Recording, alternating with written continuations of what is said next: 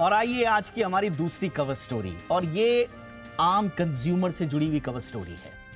आप ये जानकर हैरान हो जाएंगे, या शायद हैरान ना भी हों, क्योंकि ये रोजमर्रा की चीजें हैं हम सबकी जीवन की, लेकिन शायद ये आंकड़े आपको हैरान करें। रिजर्व बैंक को बैंकों के खिलाफ हर साल 1 करोड़ से ज्यादा शिकायतें मिलती हैं आम लोगों की। आरबीआई के एक पैनल ने इन शिकायतों के निपटारे पर पूरा मंथन किया और उनको निपटाने के सुझाव दिए हैं।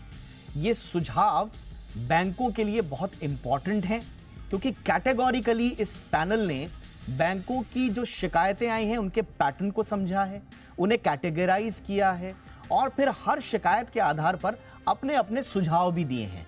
तो ये कौन कौन से शिकायतें हैं, ये हम ग्राफिक्स के जरिए आपको बता रहे हैं कि किस किस तरह के सुझाव दिए गए हैं, शिकायतें क्या थी, ये आप ग्राफिक्स में देखेंगे।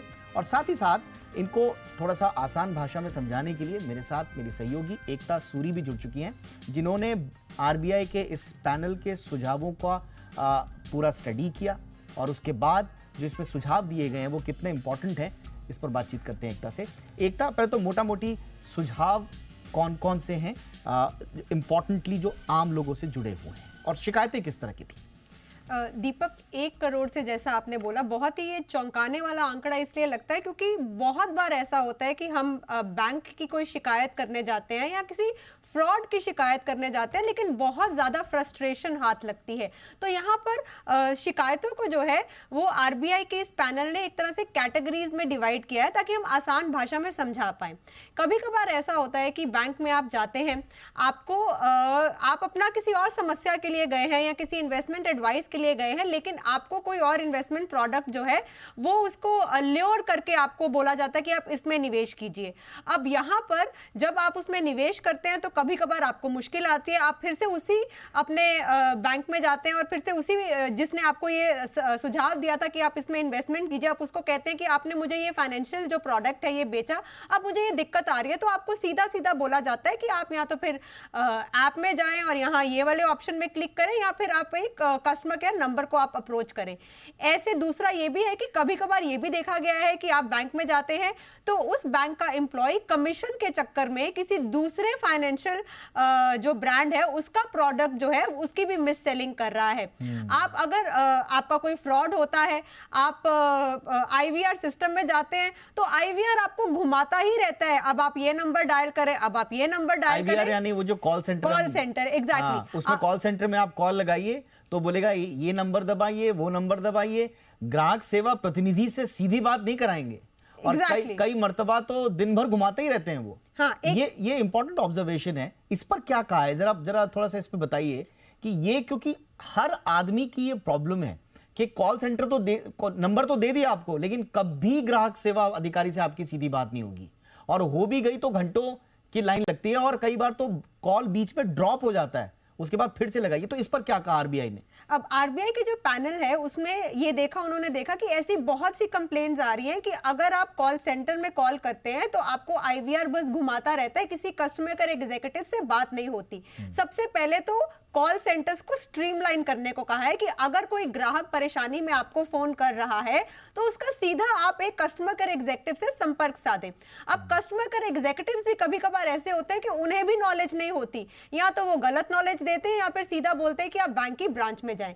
यहां पर आरबीआई ने कहा है कि आप अपने स्टाफ को अच्छी तरह से ट्रेन करें कि जो कस्टमर केयर एग्जीक्यूटिव बना हुआ है उसके पास पूरी डूज और डोंट्स की लिस्ट हो। फिर ये भी हम देखते हैं कि हम फोन पे बात कर रहे हैं, कॉल एकाएक ड्रॉप हो जाता है, दोबारा कॉल लगाते हैं तो कभी कभार वेटिंग में जाता है, एज इन लाइक आपकी कतार नंबर ये है, आपका कस्टमर केयर नंबर जल्दी आपसे संपर्क साधेगा, लेकिन वो आधा पौना घंटा कॉल चलती है और जब दोबारा कोई कस्टमर केयर एग्जीक्यूटिव से हम संपर्क में आते भी हैं फिर से उसको वही प्रॉब्लम बतानी पड़ती है। यहाँ आरबीआई ने कहा है कि कॉल अगर आपकी ड्रॉप होती है तो आप खुद कस्टमर को फोन कीजिए और जल्द से जल्द जो है वो जो निपटारा है उसकी प्रॉब्लम का आप वो कीजिए। आप अपने पूरे बैंक के स्टाफ को जो भी कस्टमर्स के साथ डील करते हैं उन्हें अच्छी तरह से ट्रेनिंग दें। बिल्कुल, और ये तब है जब कॉल सेंटर में कॉल लगाने का सारा खर्चा ग्राहक उठा रहा है, पैसे भी ग्राहक दे रहा है, वो जितनी लंबी कॉल होगी उतना ज्यादा वो भी देना पड़ेगा। एनीवे, एक और इंपॉर्टेंट चीज है कि इसमें जब मैं पढ़ रहा था, इसको थोड़ा सा इलैबोरेट कीजिएगा एकता, कि आरबीआई कह रहा है कि शिकायत और सुझाव में जरा फर्क समझिए। हम कई बार बैंकों से शिकायत करते हैं तो बैंक बोलता है कि आपके सुझाव का बहुत बहुत धन्यवाद और आपके सुझाव हमने नोट कर लिए। तो आरबीआई भी ये कह रहा है, ये पैनल कम से कम आरबीआई का, कि शिकायत और सुझाव को ढंग से परिभाषित कीजिए। इस पर क्या कहा है? जी, यहाँ पर आरबीआई पैनल ने ये देखा कि जितनी भी शिकायतें आ रही हैं उसमें बहुत से बैंक एग्जीक्यूटिव्स ये कह के डिस्करेज करते हैं कि ये आपकी जो शिकायत है इसको हम एक सुझाव के तौर पर अपनी सर्विस को जो है हम ठीक करेंगे। अब यहाँ पर आरबीआई पैनल ने ये नोट किया कि बैंक के जो कई एग्जीक्यूटिव्स हैं वो एक कंप्लेन को सुझाव इसलिए कहते हैं क्योंकि जितनी कम कंप्लेन्स हुई, मतलब एक तो बैंकिंग सिस्टम पे उस बैंक के एग्जीक्यूटिव्स पर, उस बैंक के एम्प्लॉयज को कम भार है कि आपको कंप्लेन्स का निपटारा करना है। दूसरा, ये जितनी कम आपके पास कंप्लेंट्स है उतने ही आपकी बैंक की इमेज अच्छी है। या फिर आपने जो भी अपनी आप रिपोर्ट बनाते हो उसमें आपने कहा कि भाई हमें कम कंप्लेंट्स मिली है, हम बहुत अच्छी तरह से काम कर रहे हैं। आरबीआई ने ये कहा है कि अगर कोई आता है आपको कोई कंप्लेंट दर्ज करवाता है तो उसको डिफाइन करने का सिस्टम जो है वो क्लियर होना चाहिए। आरबीआई का जो अपना ओम्बड्समैन है उसमें भी एक तरह से क्लियर डेफिनेशन, और यहां तक भी कहा गया है कि अगर आपको कंप्लेन या सुझाव में फर्क समझ में नहीं आ रहा तो वो प्रॉपर डेफिनेशन जो है वो भी आरबीआई दे सकता है। लेकिन डिस्करेज मत करें कस्टमर को ये कह के, या फिर उसे और फ्रस्ट्रेट मत करें कि आप जो हमें कंप्लेन दर्ज करवाने आए वो सुझाव है, कंप्लेन नहीं है। ठीक है। अब मेरा आखिरी सवाल और सबसे महत्वपूर्ण सवाल, बहुत अच्छे सुझाव हैं, बहुत अच्छी ऑब्जर्वेशंस हैं, लेकिन ये सुझाव हमारे पास भी थे, ये ऑब्जर्वेशंस आपकी भी रही होंगी एकता जी, हमारे भी रहे हैं, और आई एम श्योर तमाम ग्राहकों के रहे हैं, इसीलिए तो करोड़ों में शिकायतें आ रही हैं। अब ये बताइए, अगर बैंकों ने इन सुझावों को नहीं माना आरबीआई के, तो क्या होगा?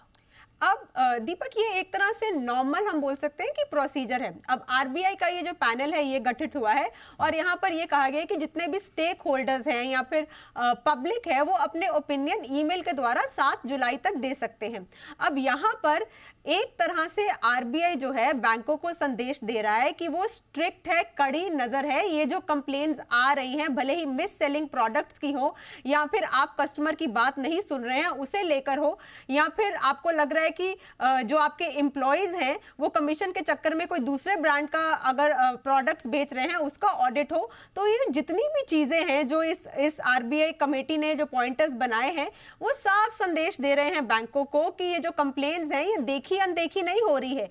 ये एक प्रोसीजर है, कमेटी बनी है, हमने आपको सुझाव दिए हैं, 7 जुलाई तक सुझाव मांगे हैं, उसके बाद फिर एक फाइनल जो है वो भी एक गाइडलाइंस भी बनेंगी। लेकिन अगर किसी बैंक ने ये फिर भी नहीं माना तो जाहिर सी बात है, बहुत बार ऐसा देखा गया है कि आरबीआई ने फाइन्स लगाए हैं या फिर वो लाइसेंस कुछ देर के लिए सस्पेंड किए हैं। तो आरबीआई जो है वो काफी स्ट्रिक्ट है और खास करके अब कस्टमर्स के हित की बात हो रही है तो वहां पर बैंक्स जो है वो जो बात है, वो जो कंप्लेन है उसे देखा अनदेखा नहीं कर सकते हैं दीपक। अब बिल्कुल, यानी कि ये बैंकों के लिए एक बहुत बड़ा संकेत है कि नजर आरबीआई की बनी हुई है और नजर भी बिल्कुल प्रिसाइजली शिकायतों पर है, उनके नेचर पर है, उनकी कैटेगरीज पर है।